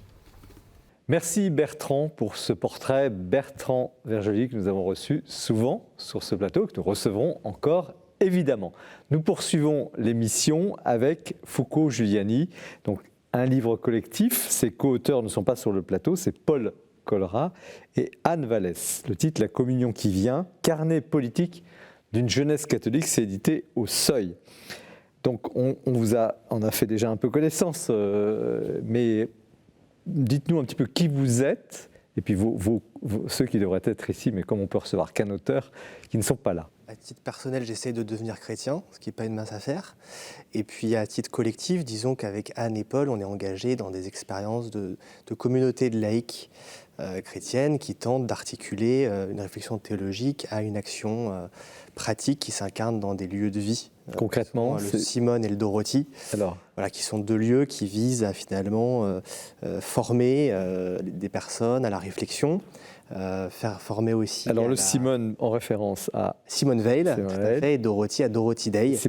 Simone qui est à Lyon, bar ouvert un peu à Lyon. Voilà. Hein, et le Dorothy qui... Dorothy à Paris, à Ménilmontant dans le 20e arrondissement. Donc Dorothy Day qui est une grande figure du christianisme social américain. Oui, on a reçu d'ailleurs il n'y a pas si longtemps de vos collègues qui avaient fait l'histoire de Dorothy, ce qui était extrêmement intéressant. Mais qu'est-ce qu'on fait dans ces lieux ? Alors moi, je vais plus parler du Dorothy parce que le Simone, voilà, je suis un peu loin maintenant, mais le Dorothy vise à proposer une forme d'ensemble d'activités où il y a une vision de l'homme derrière. Hein. C'est l'idée d'unifier la personne humaine autour de 3 axes principaux qui sont l'idée de se former intellectuellement, se redécouvrir, disons, manuel, parce qu'on pense qu'il y a eu une cassure funeste qui a eu lieu entre l'intelligence pratique et l'intelligence théorique, et puis surtout se découvrir, disons, serviteur des autres. On pense qu'il n'y a pas une humanité chrétienne possible si on n'apprend pas les uns par les autres à se rendre serviteurs. Donc ça passe par un ensemble d'activités sociales assez larges, mais l'idée, voilà, c'est d'essayer collectivement de se disposer à vivre plus proche de l'Évangile, finalement. Vous avez vécu une expérience de conversion ou vous avez toujours été dans... C'est très intéressant d'entendre Guillaume Cuget parce que c'est vrai que je fais partie d'une famille où justement j'ai senti la vague descendre. Et étant le dernier de ma famille, j'ai senti une pratique qui se perdait à l'adolescence et j'ai senti une sorte de vertige, un peu de vide autour de moi. Et ça a passé quelques années où j'étais vraiment dans la situation de pouvoir quitter totalement, ou pouvoir me dire j'ai envie de revenir. Et les circonstances ont fait que j'ai eu un désir profond de m'intéresser à ça et finalement je pense faire une expérience de transcendance. Vous avez quel âge, si c'est pas indiscret ? J'ai 31 ans. Quels sont les auteurs qui vous ont inspiré, je parle de philosophes ou de courants philosophiques qui vous amènent à penser ce que vous pensez aujourd'hui ? Pour ce livre ? Pour ce livre, oui, ou collectivement. Oui, disons que en termes d'auteurs, de philosophes, je dirais que quand même l'existentialisme chrétien compte, donc Kierkegaard notamment. Il y a un courant, disons, plus en théologie, de théologiens aujourd'hui qu'on va appeler le courant la radicale orthodoxie, notamment William Cavanaugh, qui est un auteur dont on parle beaucoup. La théologie de la libération, qu'on a tendance à voir comme une sorte de vulgate marxiste, mais qui, à notre avis, est quand même beaucoup plus que ça. Et puis des auteurs, disons, plus des individualités qui nous ont profondément touchés, Dorothy Day, Simone Veil, Charles Péguy. Est-ce que vous accepteriez qu'on vous pose la question, qu'on vous définisse comme catho ou chrétien de gauche ? Nous, on ne l'accepte pas dans la mesure où, pour nous, justement, catholique de gauche veut dire quelque chose de très précis dans une histoire récente, disons, du christianisme politique, et que nous, ce qu'on veut, c'est à partir de la foi chrétienne, des traditions chrétiennes, puisque même catholiques, puisqu'on assume complètement cette identité catholique, de recréer une articulation entre le politique et le religieux.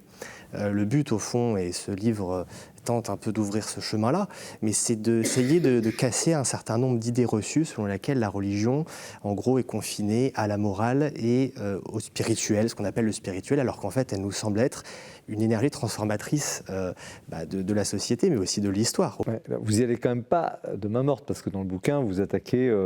je dirais le catholicisme bourgeois, on pourrait dire les cathos de droite, hein, excusez-moi, je caricature un peu, mais vous y allez franco, quoi.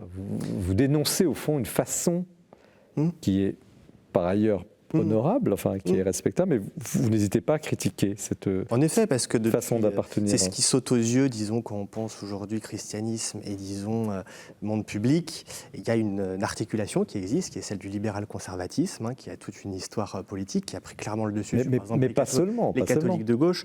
Vous avez une tradition centriste dans le catholicisme, démocrate chrétienne, qui n'est pas le capitalisme forcené que vous attaquez. Mais ce que je veux dire, c'est que quand même, ce qui s'est imposé imposé, et en effet on parlait tout à l'heure de la manif pour tous, etc., ce qui s'est imposé quand même dans le climat politique, c'est l'idée que c'est les libéraux conservateurs qui quand même parlent encore de religion, qui mobilisent cet héritage-là, et ça nous semble problématique parce qu'en fait, c'est moins d'ailleurs, je veux dire, il ne s'agit pas de les accuser, il s'agit de dire là, il y a une articulation qui est faite qui ne nous convient pas. Et l'idée, c'est après de dire pourquoi. Mais les personnes qui tentent cette articulation et qui la vivent, voilà, d'ailleurs, moi je serais content qu'on ait des ennemis politiques. Mais ce qui est curieux quand même, c'est quand on regarde les statistiques, là vous allez m'aider, Guillaume Couchet, quand on regarde les votes des chrétiens ou des cathos, les cathos dont vous parlez, très traditionnels ou très nationalistes ou autres, forment 10% à peu près du vote. Et l'immense majorité, c'est vraiment des gens que je qualifierais de centre-droit, des braves gens qui ne sont pas des afro-capitalistes. C'est un peu curieux la façon dont vous Moi, je pense que vous avez une lecture du livre quand même très très sur l'actualité politique, alors que c'est un livre qui vise à conceptualiser. Nous y arrivons. Non, mais c'est pour situer votre position. Non, mais je veux dire, sur vraiment le climat politique, c'est par certains côtés, moi j'ai des amis qui m'ont dit, mais en fait vous êtes contre la pornographie, vous critiquez la pornographie, mais ça c'est une idée de droite. Vous critiquez la GPA, mais ça c'est une idée de droite. Il y a tout un tas d'idées, non mais sérieusement, il y a tout un tas d'idées que des amis très à gauche, pas chrétiens, lisant le livre, se disent mais ça c'est une idée catho, bourgeois, identitaire. Même la manif pour tous, le chapitre n'est pas du tout que à charge d'ailleurs. On reconnaît une vraie question sur la question de l'égalité face à l'affiliation. Il ne s'agit pas du tout de se catégoriser et de se croire les mains propres en disant catho de gauche. Il s'agit de repenser à nouveau frais l'articulation du politique et du religieux pour tenter d'incarner davantage l'évangile aujourd'hui. Vous donnez quand même des leçons un petit peu. Il y a des moments, il y a un côté un petit peu autoritariste, vous dites... Voilà, je note quand même, page 201, des cathos, vous parlez de purins, enfin de choses un peu curieuses. Oui. Non, mais c'est quand même un petit peu. Enfin, je le dis parce que le livre peut être choquant pour un lecteur lambda, dire quand même la charge est quand même forte pour ce catholicisme peut-être bon teint, bourgeois. Pas seulement contre nous-mêmes aussi. Je veux dire, si le christianisme a quand même une sorte de vertu, à mon avis, morale, et ça rejoint la question de la culpabilité tout à l'heure, c'est je pense au contraire, son exigence étant telle qu'elle l'empêche, je veux dire, de s'endormir, qu'elle est toujours une sorte de puissance d'éveil. Et à quoi bon le christianisme si on ne l'utilise pas pour tenter un ébranlement intérieur et collectif? Moi, je pense vraiment... Et vous ne pensez pas qu'il n'a pas eu lieu avant vous? Bien sûr que si, mais c'est pour ça que quand on s'inscrit dans une tradition de longue durée, je veux dire, nous, on n'est pas du tout tabula rasa. Se dire catholique aujourd'hui, tenter de créer des lieux en tant que catholique, je veux dire que ce n'est pas une sinécure et que lorsque vous le faites, au début, on vous regarde bizarrement. Donc d'ailleurs, dans les échanges, les relations avec des associations non chrétiennes, c'est toujours une question qui vient. Pourquoi vous mettez en avant cette identité catholique? Parce que pour nous, elle a une actualité, une présence et surtout, elle peut avoir une grande postérité. Mais pour faire ça, il s'agit d'être sévère avec soi-même, avec son groupe social. Oui, on n'hésite pas à dire qu'il y a sans doute à nos yeux quelque chose qui s'est passé en termes d'articulation du politique et du religieux qui ne convient pas. Qu'on voit sur le XXe siècle quand même l'Église catholique incapable de retarder ou de mettre en échec les guerres du nationalisme de 14-18, ensuite la Deuxième Guerre mondiale, timidement s'opposant mais pas assez selon nous, puis la vague du consumérisme qui déferle sur l'Europe. On voit dans les trois cas que quand même on a eu beaucoup de mal et il ne s'agit pas de faire repentance et dire que tout a été nul, mais il s'agit de voir qu'on n'a pas été capable de retourner l'histoire. Donc partant de là, il s'agit d'essayer de prendre au sérieux le christianisme qui veut, à mon avis, être une force créatrice dans l'histoire. Est-ce que ce n'est pas donner trop de place justement aux chrétiens dans la société? Parce que vous pensez qu'ils auraient eu autant d'influence, autant de poids? On ne pense pas en termes de place des chrétiens, on pense en termes de spiritualité, de prière et d'inspiration. Vous parlez de catéchisme révolutionnaire, quand même, oui, c'est clair. Justement, tout le but du livre, c'est de montrer qu'on ne peut pas articuler une vie chrétienne et une vie sociale sans passer par 4 gestes qu'on essaie d'analyser, qui sont la prière, l'organisation, la pensée et l'action, justement. Donc tout le but, c'est justement de désenclaver un certain christianisme, à notre avis trop libéral et conservateur mécaniquement par la suite. Pourquoi? Parce qu'étant libéral, il délaisse finalement le sort du monde, il le met entre les mains de puissances qui sont, jugées neutres, alors qu'elles ne le sont pas du tout, donc les puissances économiques, etc. Et il est conservateur. Pourquoi? Parce que l'espace qu'il peut encore contrôler, sur lequel il a encore une légitimité, c'est l'espace, en effet, privé, ce qu'il a appelé privé, alors qu'en fait, ce n'est pas des questions privées, puisque c'est des questions au plus haut point politique, mais donc voilà, l'avortement, la famille, etc., qui ne sont pas du tout des questions négligeables. Ce qu'on comptait juste, c'est leur centralité. On voit autant de discours parlant, par exemple, de l'avortement. Moi, je pense que c'est une vraie question politique, mais face face à quand même, mais je veux dire, il y a tellement de sujets qui font autant de morts, dans des conditions d'injustice absolument terribles. Je pense là, il y a aussi un discours chrétien à avoir. Mais pourquoi vous opposez? Je veux dire, ces combats peuvent être complémentaires. Non, justement, l'idée, c'est pas d'avoir des personnes qui mènent des combats différents. L'idée, c'est tenter d'articuler une cohérence dans l'ensemble des combats menés. Ce qui voudrait dire que les autres ne sont pas cohérents. Si on veut casser... Mais non, si on est justement, pourquoi on refuse l'idée catho de gauche et catho de droite? Parce qu'on pense que ce faisant, ce qui se manque, finalement, c'est une prise en charge de la globalité anthropologique du message politique chrétien. Et donc, il faut, si on veut prendre au sérieux ça, il faut prendre justement au sérieux toutes les questions. Alors vous dites ça, puis en même temps vous attaquez très fortement dans le livre le libéralisme et le capitalisme. Vous venez encore de le dire, mais frontalement. C'est des idolâtries non chrétiennes. Mais est-ce que vous avez le même jugement, par exemple, sur des réalisations politiques du communisme ou du socialisme? C'est un livre situé. C'est un livre d'expérience, d'amitié qui est né dans un contexte particulier où on s'attaque à des sujets extrêmement précis. Si on parle du capitalisme et pas du communisme soviétique, c'est tout simplement parce que ce qu'on a sous les yeux et qui est chaque jour plus terrifiant, c'est quoi? C'est la coïncidence entre une mondialisation qui se prétend universaliste et un capitalisme qui en fait qui privatise des richesses dans des mains d'un nombre très très réduit de personnes et qui tout simplement impose une loi inégalitaire à des millions, des centaines de millions, voire des milliards de personnes. Donc en fait, il s'agit pour les chrétiens, à mon avis, d'utiliser les ressources théologiques et politiques qu'ils ont pour démasquer tout simplement cette idolâtrie. Pourquoi le capitalisme est une idolâtrie? Tout simplement parce qu'il nous prétend un bonheur qu'il ne peut pas garantir. Il nous prétend, il nous ment en fait. C'est une mauvaise foi. Il nous arrache une foi. Il suffit de visionner 5 minutes de clivage publicitaire sur la première chaîne de télé venue. Qu'est-ce qu'on voit? On nous vend un parfum qui nous transfigure. On nous vend des voyages à l'autre bout du monde. Ça, c'est le matérialisme. C'est pas forcément le capitalisme, c'est du matérialisme. Non, c'est tout ça, et évidemment, c'est justement ça un gros piège, c'est de penser l'économie en termes seulement moral, et donc je dire c'est individualisé. Non, matérialiste, c'est pas moral, c'est une question ontologique, c'est pas moral. Parce que le matérialiste, enfin le mot tel qu'il est utilisé quand on désigne de quelqu'un de matérialiste, une société matérialiste, on critique finalement, c'est une critique morale. Ce qu'il faut critiquer, c'est les structures qui finalement mécaniquement commandent. Mais par exemple, la Chine, vous parlez de la Chine? Vous n'en parlez pas. La Chine, quand même, a un modèle qui n'est pas un modèle de. Mais à aucun moment, pas un pays qui se réfère du capitalisme, où les droits de l'homme sont complètement écrabouillés, où il y a quand même. À aucun moment, je veux dire, on réclame une quelconque filiation avec un marxisme. C'est pas du tout ce que je veux dire. Ce que je veux dire, c'est que vous avez. Un objectif, c'est finalement de critiquer, et les arguments sont là, le libéralisme, le capitalisme, et puis que de l'autre côté, on vous entend moins. C'est ça que la question. Parce qu'encore une fois, ce qu'on a sous les yeux, je veux dire, on parle de notre pays, de sa structure politique. Il est certain d'ailleurs que la Chine opère une sorte d'articulation étrange entre le capitalisme, un étatisme, une sorte de référence à l'idéologie marxiste, mais tout ça est quand même un objet assez non identifié. C'est assez curieux comme mélange. Mais la Chine est évidemment du côté du capitalisme aujourd'hui, en tout cas dans son rapport, en tout cas dans les investissements à l'étranger, etc. C'est une puissance qui est quand même très très maintenant, disons, voilà. Donc le diable, c'est le capitalisme. Mais il s'agit d'arrêter de penser que le capitalisme est un phénomène seulement économique. C'est un phénomène total qui a une anthropologie, qui a une politique aussi. Il est complètement faux de séparer, par exemple, capitalisme et puissance de l'État. Ce qui a rendu, par exemple, possible l'extension du capitalisme aux 4 coins de la planète, c'est quoi? C'est des lois européennes, comme la liberté de mouvement des capitaux, qui sont des choses juridiques que les États ont voulu. Et donc, derrière ça, il y a justement une sorte de configuration politico-économique qu'il faut prendre en charge. Nous, on pense que face à ça, le christianisme a un vrai discours à tout simplement prononcer. Parce qu'aujourd'hui, l'alternative à ce monde-là, je suis bien d'accord avec vous, c'est certainement pas du côté d'un marxisme, disons, bureaucratique qu'on va la trouver. À notre avis, c'est pas du tout du côté aussi d'une sorte de souverainisme identitaire. Et il ne suffit pas juste d'avoir des associations altermondialistes pour faire contrepoids. Quelle institution peut prononcer un discours cohérent sur les questions aussi bien politiques, économiques et anthropologiques, universel? Il me semble que l'Église catholique a un rôle absolument essentiel à jouer. Alors Guillaume Couchet, comment l'historien, reçoit ce livre qui est engagé, un livre de débat, un livre radical, j'annonçais au départ. Moi, j'ai lu avec beaucoup d'intérêt, j'ai trouvé que l'introduction avait beaucoup de panache, était très bien écrite.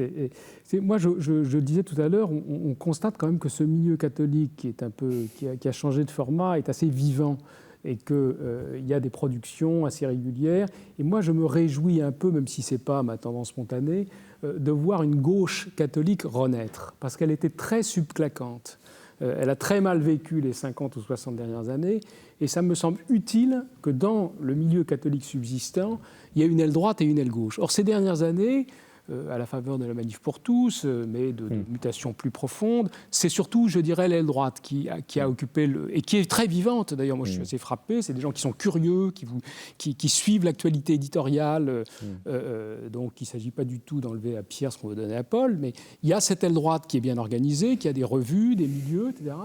Et moi, je trouvais que c'était un petit peu dissymétrique. C'est-à-dire qu'il manquait en face des héritiers de la doctrine sociale de l'Église, des gens qui sont effectivement qui ne sont pas de gauche en tant que tels, en ce sens que c'est leur trajectoire chrétienne par approfondissement éclairé ou non, on peut en discuter, de leur sens évangélique, qui les amène sur un certain nombre de terrains considérés comme de gauche, de sorte que de l'extérieur, on va leur dropper l'étiquette.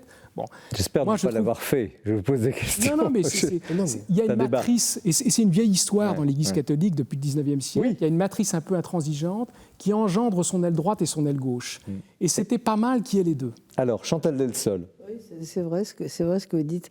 Moi, je connais Foucault. Avec Foucault, on se connaît depuis longtemps et j'ai beaucoup d'amitié pour lui. Nos familles même se connaissent, je crois. Il me semble bien. Donc, voilà. Mais c'est vrai, je suis pas du tout d'accord avec ce bouquin. Bon, d'abord, vous avez parlé tout à l'heure, c'était peut-être un peu dur, mais au fond, je le dis quand même parce que je le pense. On se trouve là devant des générations en fait qui sont un peu donneuses de leçons. Donc il y a un peu ça. C'est un peu agaçant. Mais ça, c'est sur le ton. Sinon, c'est un livre brillant. C'est un livre intelligent, brillant, peut-être un peu trop conceptuel. Je ne suis absolument pas d'accord sur ce que vous dites du capitalisme. Pour moi, le capitalisme n'est ni une cosmologie, ni une anthropologie, ni une religion, ni rien. Le capitalisme, c'est une économie et un type de société qui se greffe sur le matérialisme. Si vous posez du matérialisme sur la table, vous aurez ou bien une dictature abominable qui vous empêchera de faire ce que vous voulez, ou bien alors du capitalisme. Vous pouvez même avoir les deux, ce qui se passe un peu en Chine. Donc le matérialisme produit ça, vous savez, comme du chien-dent. C'est tout. Alors là, je serais d'accord avec vous pour dire qu'il faut plutôt lutter contre le matérialisme au départ, et à ce moment-là, le capitalisme s'effacera tout seul, parce que vous savez, c'est juste... c'est une fausse peau, à mon avis. Foucault, Gianni, vous répondez quoi? Non, c'est vrai qu'on a un constat beaucoup plus critique, disons, de la... Alors, donneur de leçons. Oui, ça c'est quand même pas vrai. C'est vrai que c'est une critique qu'on reçoit. Je pense que c'est une critique finalement conservatrice, c'est-à-dire qui vise à maintenir l'autre en état de domestication un petit peu dans son coin, parce que c'est vrai qu'il y a du côté du christianisme en place une grande peur. Une grande peur. Non, mais je vais prendre un exemple. Il est où, ce christianisme en place? Qui c'est? C'est un climat. Par exemple, c'est vrai que quand vous déclenchez la critique du capitalisme, alors que quand même, il y a énormément... Je vais prendre un concept. La doctrine sociale de l'Église nous dit quelque chose d'intéressant quand même. La destination universelle des biens doit primer sur la propriété privée. Destination universelle des biens. Donc ça va en cohérence avec l'idée de bien commun. Donc il faut mener une politique de bien commun. Qu'est-ce que le bien commun? L'ensemble des conditions matérielles et spirituelles qui permettent à quelqu'un de mener une vie bonne. La destination universelle des biens est un principe qui doit permettre de réaliser ce bien commun. Tant que ce n'est pas réalisé, la propriété privée est relative par rapport à ça. C'est un outil de critique du capitalisme absolument monstrueux. D'ailleurs, le pape François ne s'en est ça vaut beaucoup d'années. C'est pas matérialiste. Face à ça, c'est-à-dire que voilà, ce qu'on veut, c'est tout simplement prendre au sérieux cette doctrine sociale pour tenter une critique raisonnée aussi avec les outils de la science sociale, mais de l'état du monde tel qu'il va. Sur le rapport au politique aussi, le rapport au politique est complètement, qu'on entend de la part de générations parfois plus âgées que la nôtre, nous faire des leçons, parce que ça va aussi dans l'autre sens, mais nous dire vous êtes dépolitisés aujourd'hui, vous ne vous intéressez pas au sort du monde. Mais comment on peut dire ça? C'est-à-dire qu'il n'y a pas du tout de dépolitisation. Déjà, il faudrait comprendre ce que c'est que la politisation, parce qu'aujourd'hui, on subit à marche forcée une politisation qui n'est pas vécue par le pouvoir, c'est-à-dire qu'on est tous dépendants de réseaux de pouvoir extrêmement puissants. Ça a toujours été le cas, non? Beaucoup plus. Vous avez, pas à toute époque, vous aviez, pour vous vêtir, pour manger, vous êtes tout de suite mis dans une chaîne de production mondialisée où il y a des rapports de force se jouent, qui sont à des niveaux géopolitiques et intergalactiques énormes. Donc déjà, la bonne politisation, ce serait de prendre conscience de ces rapports de pouvoir, de s'en dégager si possible, et de construire un engagement sur une nouvelle base. Vous êtes en train de dire que si on est conditionné pour acheter telle marque, etc., on est soumis à un pouvoir qui nous impose ça, mais on est libre de choisir. Alors, mais franchement, c'est de l'économie qui nous impose d'acheter ce truc-là. Il n'y a pas un pouvoir politique qui nous dit... L'économie telle qu'elle fonctionne obéit à des paramètres qui sont, je veux dire, pas du tout dans la main des individus. Vous pouvez certes consommer bio et pas aller au supermarché, mais vous êtes pris dans des rapports, et nos États sont pris dans des rapports de force qui dépassent largement notre volonté personnelle. Donc, au fond, notre avis, et là, je suis d'accord avec Alain Badiou sur quelque chose, c'est que il dit, voilà, ça fait 40 ans, il n'y a plus qu'une alternative, en gros. Donc il n'y a plus d'alternative, justement, c'est cette histoire qui nous est vendue, qui est l'histoire le capitalisme est le seul modèle, et puis avec ça, une sorte de démocratie libérale, mais bon, on ne sait pas trop à quoi ça correspond en termes de délibération politique effective. La question pour le christianisme, c'est de dire, est-ce qu'on veut tenter de créer une alternative à cette histoire-là? Et c'est pas se prendre à l'instant en disant, on manquait de, excusez-nous de dire ça, parce qu'il faut aller vite, de chrétiens de gauche. Mais, en fait, le message du Christ est quand même, je veux dire, un message qui vise l'universel et qui vise surtout une sorte de foi dans la possibilité que l'histoire soit recréée et renversée. Et ça ne veut pas dire se croire sans péché, sans mal et de faire n'importe quoi. Ça veut dire, est-ce qu'on est capable collectivement, en tant que chrétiens, de participer à l'émergence d'une alternative à ce monde qu'on nous vend comme étant normal, naturel et le moindre mal, alors qu'il est très très largement corrompu quand même et pas du tout conforme à l'évangile. Guillaume Cuchet, est-ce qu'il y a eu dans l'histoire de l'Église des mouvements similaires qui ont voulu arrêter un peu le temps ou la politique et dire stop, maintenant en tant que chrétien on s'oppose et on voudrait tel système ou tel autre?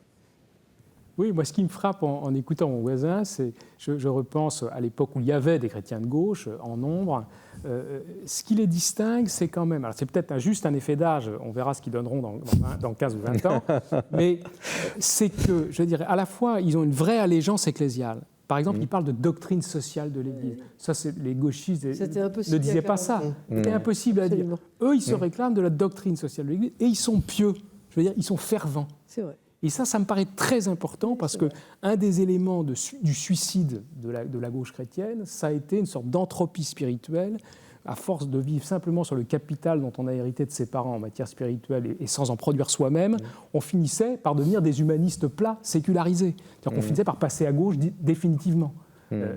Et ça, j'allais dire, ça fait 2 crans d'arrêt, me semble-t-il, qui permettraient d'éviter ce genre de destin qui est comme assez souvent le destin de la frange sociale du catholicisme, qui est tenté d'aller jusque-là. Oui, c'est vrai qu'ils sont très différents de ce qui pouvait être, de ce qu'on pouvait être il y a une quarantaine d'années. Et c'est plutôt bien, mais je trouve que c'est plutôt bien. Mais non, ce que je veux simplement dire à Foucault, c'est que oui, bien sûr, je comprends la critique du capitalisme. Personnellement, je ne défends pas les multinationales, mais je pense que si on ne veut pas accepter de défendre les identités, de défendre la culture chrétienne dans la Constitution, des choses comme ça, on n'aura vraiment plus le choix qu'entre Pepsi et Cola. Là, oui. Vous voyez ? C'est-à-dire qu'on est en train de creuser notre propre tombeau. Bien sûr. Je pense que c'est ça qui nous arrive. Oui. Je suis d'accord avec ça. Mais d'ailleurs, la question de l'identité est en grande partie telle qu'elle est posée dans le climat politique actuel, une réaction au fait que aussi la société est atomisée et réduite à l'état de consommateur et de travailleur. Et il n'est quand même pas très compliqué de comprendre, mais nos responsables politiques ont du mal de comprendre dans ces conditions-là, mécaniquement, qu'est-ce qui se crée? Des communautés de repli, de protection pour trouver un refuge et se protéger. Donc en fait, il faut, dans le même mouvement, redonner une valeur à la communauté non enfermante et en même temps questionner les structures dans lesquelles ces communautés sont prises et qui sont politiques et économiques au plus haut point, puisqu'on est dans des sociétés... Et on peut penser différemment? Mais il faut à tout prix... Il y a un acte de foi derrière ce livre. C'est que, en fait, je veux dire, on ne parle pas de la politique. D'abord, c'est l'idée, c'est la foi profonde que Dieu veut, par sa grâce, transformer le cours de l'histoire. Il y a beaucoup de Et politique. qu'il ne s'agit pas de s'approprier ça en disant nous, on est en effet des purs et on a compris parfaitement. Mais il s'agit de prendre au sérieux ça. Et moi j'ai la conviction profonde et la foi profonde que j'ai la foi en un Dieu qui veut communiquer comme ça l'histoire de son amour et la transformer. Et par donc conséquence, il faut à tout prix prendre au sérieux la question politique d'un point de vue religieux, c'est-à-dire constituer des communautés et des groupes capables de se saisir de la question politique à son niveau à son échelle la plus large. Qu'on dit, par exemple, que le Christ n'est pas une figure politique, c'est à mes yeux une aberration. Le Christ n'a pas conquis le pouvoir institutionnel, c'est vrai, mais le Christ a eu un effet politique évident, sinon il n'aurait pas été condamné par les autorités établies de son temps. C'est un exemple, mais le Christ, pourquoi il a un effet politique? Parce qu'il met en jeu le fondement même du social. Il dit, à la place de la force, vous mettrez l'amour, à la place de la puissance, vous mettrez la charité, et les chrétiens, s'ils ont un rôle en politique, c'est celui-là. Alors on va rester, ce sera les mots de la fin, parce que le temps a passé tellement vite et vous êtes... Et merci de cette conviction et de ce livre, qui est effectivement un livre radical, mais qui est un livre dérangeant aussi, qui pose beaucoup de questions, qui fait beaucoup réfléchir. Donc Paul Collara, Faucon Giuliani, Anne Vallès, La communion qui vient, carnet politique d'une jeunesse catholique. Et merci aussi de l'incarner avec autant de conviction. Merci à Chantal Delsol, La fin de la chrétienté au CERF. On a eu un bon échange. Et merci à Guillaume Cuchet, Le catholicisme a-t-il encore de l'avenir en France, aux éditions du Seuil. Nous avions commencé cette émission autour de cette question de l'avenir. Y a-t-il encore un avenir? Vous voyez qu'il y a de l'avenir, il y a des idées, il y a des énergies. Et nous cherchons aussi par cette émission à vous les transmettre à travers le livre, l'outil livre qui est si important. Et merci à ceux qui en écrivent, merci à ceux qui les éditent, merci à ceux qui les vendent. Très bon mois, nous nous retrouvons dans un mois. L'émission est toujours visible sur les sites internet de KTO, du Jour du Seigneur, de la Procure. Parlez-en, abusez-en et surtout lisez. À bientôt.